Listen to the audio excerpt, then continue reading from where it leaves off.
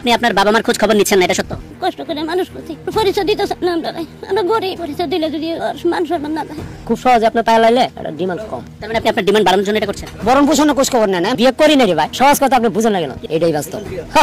গরিব মানুষের একটা সমস্যা আছে ভাই, ট্রাস্ট মি, বি অনেস্টলি। দেখেন, আমরাও একটা পর্যায় থেকে উঠে আসছি আজকের এই দিনে, বাট পড়াশোনা করছি, শিক্ষার একটা ছোঁয়া ছিল। তো বেশিরভাগ এখন আমাদের কন্টেন্ট ক্রিয়েটারদের মধ্যে যারা একটু অশিক্ষিত বা ধরেন কল্পনাও করে নাই যে এই লেভেলে আসবে, এরা যখন রাতারাতি ভাইরাল হয়, আমরা আবেগের জায়গা থেকে, ভালোবাসার জায়গা থেকে এদেরকে সাপোর্ট করি, লাইক হিরু আলম। বা এই যে এখন আমি সকালবেলায় কিন্তু রিপনের পক্ষে একটা ভিডিও বানিয়েছিলাম, তাই না? তার স্ট্যাটাস দেখে মনে হয়েছে যে না, এই ছেলেটা হয়তো বাটে পড়ছে, সাধারণ ছেলে, কিন্তু সে তো অসাধারণ। ঘরে তার স্ত্রী আছে, সন্তান আছে। এক স্ত্রী নিয়া ওই যে আর যে নীরবের যেই প্রোগ্রাম আছে সেখানে গিয়া যে স্ত্রী হচ্ছে বউ, স্ত্রী হচ্ছে এটা, স্ত্রী হচ্ছে সেটা, এক ডায়লগ দিছিল। আর আমাদের সব ভাবিরা বা বোনেরা গণহারে এটা শেয়ার করছিল যে হ্যাঁ দেখো স্ত্রীর কি ভাবা লাগে। কিন্তু আজকে নিশ্চয়ই তারা এই রিপনের প্রতি এখন থুথুই মারছেন। রিপনের আপন বাবা মা থেকে তার স্ত্রী, এই যে বিষয়গুলো নিয়ে রিপনের অবস্থান ছিল গণমাধ্যমের সামনে, গণমাধ্যমের এই রিপোর্টটা 100% সত্যি।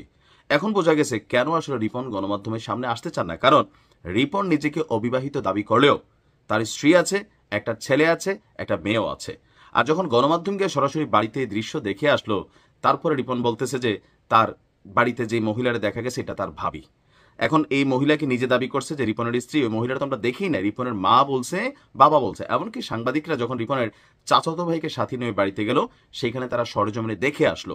দ্বিতীয় হচ্ছে বাবা মার বিষয়টা আমার কাছে একটু খারাপই লাগছে। ভিডিওর প্রথমে আপনারা যে বিষয়টা দেখছেন, যে ওই যে বললাম না, অশিক্ষিত এবং একদম সমাজের নিম্ন স্তর থেকে হঠাৎ করে যারা পয়সার মালিক হয়, এরা প্রথমেই করে কি বউ বাপমার পরিচয় মুছে ফেলে।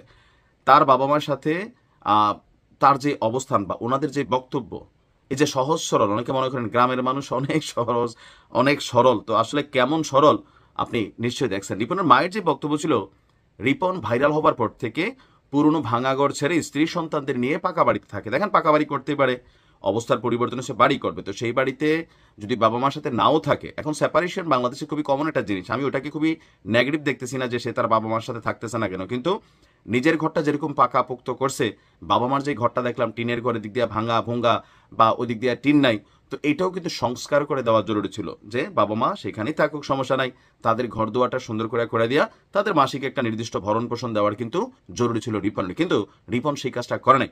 এমনকি গণমাধ্যমের সামনে আপনার সে যখন বক্তব্য দিচ্ছিল, তার বক্তব্য, তার সাথে কথা বলতে গেলে তার ম্যানেজারের সাথে কথা বলতে হবে, ঠিক আছে? সালনাই কুত্তার বাঘা তার নাম, বিষয়টা এরকম হয়ে গেছে তার ম্যানেজারের সাথে। আবার বলতেছে ইন্টারভিউ বেশি দিন নাকি তার দাম কমে যাবে।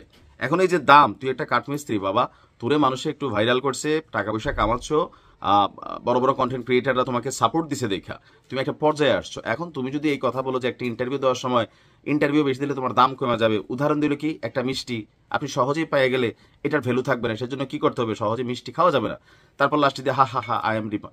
এক ভিডিও আনা বাবা, তুমি যে জায়গায় পর্যন্ত পথ পতাইতেছিলা, তোমার কিন্তু গণমাধ্যম সাপোর্ট করছিল, এটাও সত্যি।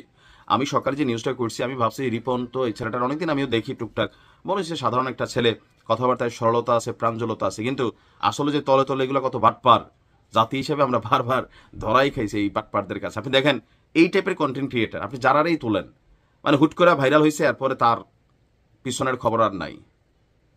এই বিষয়টা একদম আরেকটা ইনভেস্টিগেশন দরকার যে রিপন যে বক্তব্যগুলো দিচ্ছে এটা সত্য নাকি আরো বড় বাটপারি করলো। ভালো থাকুন।